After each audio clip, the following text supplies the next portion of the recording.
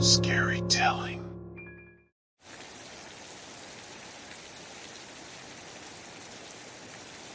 It's hard for me to describe my life without feeling a twinge of sadness. You see, I was born blind. The only images I've ever seen have been in my mind, and they're never happy memories. My parents died when I was just a toddler, and I was left to grow up in a children's home for the visually impaired. It was a lonely childhood, and one that I wouldn't wish on anyone. I wish I could tell you that my parents' voices or smells stayed with me all these years, but the only thing I remember about them is their deaths. Those images are seared into my mind, and they're crystal clear, unlike anything else I've ever seen. I remember my mother slipping when she got out of the bath, her skull cracking when it hit the edge of the tub. I remember her eyes wide open and blank, and the blood leaking down onto the floor. And I remember my father falling 30 feet to his death while a lift he was unfailed, his head smashing against a log. I learned green from the leaves, brown from the trunks, and pink from his brain. As I grew older, I realized that my touch causes death. Not instantly, but eventually. Whether it's days, weeks, months, or even years later, no one survives once I've put my hands on them. My visions always come to pass. The first caretaker I had at the home, Mrs. Edelson, taught me blue. I tried to tell her not to go on her trip. I'd seen her flailing in the water, gasping for air, sinking into the darkness. The ocean is so blue.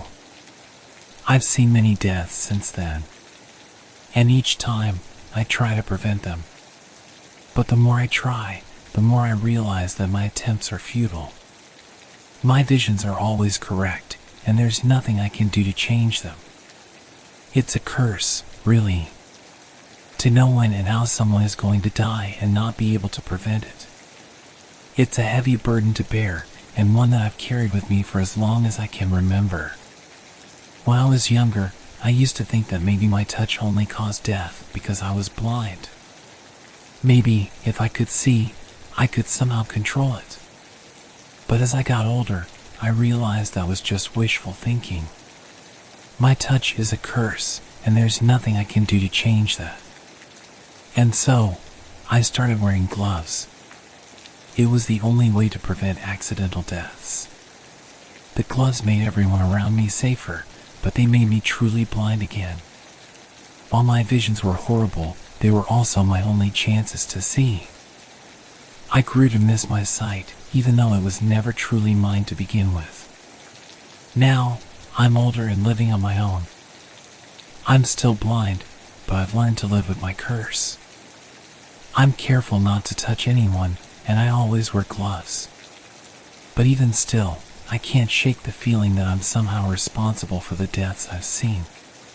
It's a heavy burden to bear, but it's one that I've carried with me for as long as I can remember. Growing up in a children's home for the visually impaired was a lonely experience. My senses were always heightened, and I learned to navigate the world through touch and sound. But there was always a part of me that longed to see, to witness the world around me in all its glory. As I grew older, I started to learn about colors and their connection to death. I learned that red was the color of blood, and pink was the color of my father's brain. I learned that blue was the color of the ocean, and it was also the color of Mrs. Edelson's death. Despite being blind, I was always curious about the world around me. I wanted to understand colors and shapes and how they fit together. And so, I started to ask questions. I asked the caretakers to describe the world around me, to tell me what colors looked like and what shapes they took. I learned that bathtubs were normally white, and that was why I knew what white looked like. I learned that trees were green, and that was why I knew what green looked like. I learned that the sky was blue, and that was why I knew what blue looked like. And I learned that fire was orange, and that was why I knew what orange looked like. Despite my inability to see, I found myself fascinated by the world around me. I wanted to know everything there was to know about colors and shapes, and how they fit together. And so, I started to explore the world through touch. I would run my fingers along the walls, and I would feel the textures of different objects. I would listen to the sounds around me, and I would try to imagine what they looked like. But even with all my exploration, there was always a part of me that longed to see. I wanted to witness the world around me in all its glory, without having to rely on touch or sound. And so, I started to experiment with my curse. I started to touch objects and people, just to see what I could see. It was a dangerous game, but it was also intoxicating. With each touch, I could see death, and it was like nothing else I had ever experienced before. It was like a window into a world I had never known, a world that I had always longed to see. But even with my newfound ability to see, there was always a part of me that knew what I was doing was wrong. My curse was a burden, and it was not something to be taken lightly. But still, the temptation was always there, and I couldn't help but wonder what else I could see. And so, I continued to experiment with my curse, always careful not to cause any accidental deaths. I was fascinated by the world around me, and I wanted to know everything there was to know. But even with all my knowledge, there was always a part of me that longed to be truly blind again, to go back to a time when I didn't have to see death everywhere I looked. I was always a target for bullies. Being blind made me an easy target, and I was used to being pushed around and made fun of. But one day, a boy named Tom took it too far. He started to mess with my walking stick, and when I tried to take it back, he hit me. It was then that something inside me snapped. I knew what I had to do. I took off one of my gloves and grabbed his hand. I saw his death, and it was like nothing else I had ever experienced before. It was like a rush of adrenaline, a feeling of power that I had never felt before. It was intoxicating. From that moment on, I knew what I had to do. I had to see everything. I had to use my curse to its fullest extent, to see the world around me in all its glory. I started to touch people intentionally, just to see what I could see. And with each touch, I saw more and more. It was a dangerous game, but it was also thrilling. I felt like I was finally living, like I was finally experiencing the world around me in all its glory. But even as I reveled in my newfound power, there was always a part of me that knew what I was doing was wrong. My curse was a burden, and it was not something to be taken lightly. But still, I couldn't help myself. I was addicted to the power, addicted to the feeling of seeing the world in a way that nobody else could. And so, I continued to touch people, always careful not to cause any accidental deaths. But even with my precautions, I started to notice something strange. I started to notice that people around me were dying. It wasn't just the people I had touched, but also people who had been in the same room as me. It was like my curse was spreading, like it was infecting everything around me. It was then that I realized that I was no longer in control. My curse had taken on a life of its own, and it was spreading like a virus. And there was nothing I could do to stop it. I started to become more and more reckless with my touches, not caring who I hurt or who I killed. I was consumed by my power, consumed by the feeling of seeing death in a way that nobody else could. But even as I reveled in my newfound power, there was always a part of me that knew what I was doing was wrong. My curse was a burden, and it was not something to be taken lightly. And so, I decided to do the only thing I could do. I decided to turn myself in. Turning myself in was one of the hardest things I've ever had to do. But I knew it was the right thing.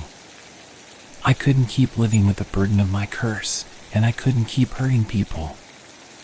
I was taken into custody and questioned extensively about my curse. At first, nobody believed me. But as they looked into my history and started to investigate the deaths around me, they started to see that there was something strange happening. And they started to realize that I wasn't lying. The authorities were at a loss for what to do with me.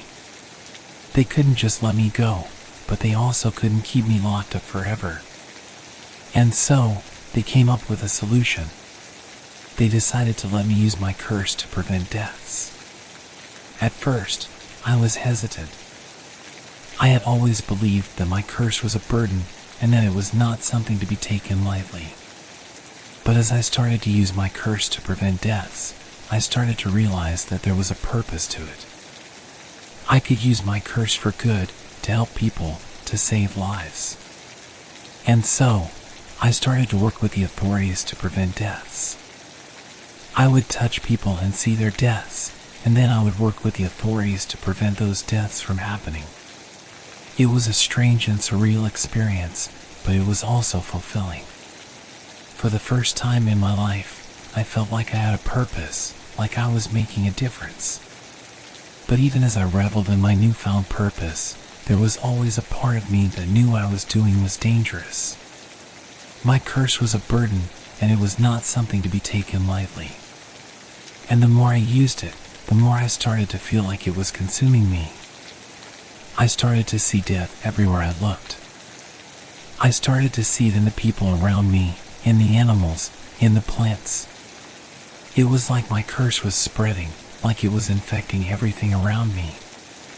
And I started to feel like I was losing control. It was then that I realized that I had to do something. I couldn't keep living with the burden of my curse, and I couldn't keep using it to prevent deaths. It was consuming me, and it was only a matter of time before it consumed everything around me. And so, I made a decision. I decided to leave everything behind and start over. I couldn't keep living with the burden of my curse, and I couldn't keep using it to prevent deaths. It was time for me to let go, to start anew, and to live my life in a way that I had never been able to before. It was a hard decision, but it was also liberating. For the first time in my life, I felt free, like I could live my life without the burden of my curse. And even though I knew that death would always be a part of me, I also knew that I could use my experiences to help others, to prevent deaths, and to live a life that was fulfilling and meaningful. Starting over was not easy. I left everything behind, my old life, my old friends, and even my curse. But I knew it was the right thing to do. I needed a fresh start, a chance to live my life in a way that was meaningful and fulfilling. At first, it was hard. I had to learn how to navigate the world in a different way, to rely on my other senses to understand the world around me. But I also started to appreciate the world in a new way, to see it through a different lens. I started to travel, to see new places, and to meet new people. And with each new experience, I started to see the world in a different way. I started to appreciate the beauty of the world, the colors, the shapes, and the textures. And even though I knew that death would always be a part of me, I also knew that I could use my experiences to help others. I started to volunteer at hospitals and nursing homes, using my curse to comfort those who were dying and to offer support to their families. It was a strange and surreal experience, but it was also fulfilling. For the first time in my life, I felt like I was making a difference, like I was using my curse for good. And even though I knew that death would always be a part of me, I also knew that I could use my experiences to help others. I started to write about my experiences, to share my story with the world, and to offer hope to those who were struggling with their own burdens. It was a hard journey, but it was also liberating. For the first time in my life, I felt free, like I could live my life in a way that was meaningful and fulfilling. And even though death would always be a part of me, I knew that I could use my curse to help others, to prevent deaths, and to offer hope to those who needed it. And so, I continued to live my life, using my curse for good, and always remembering the lessons that I had learned. Life was not always easy, but it was also full of beauty and wonder, and I was grateful for every moment of it.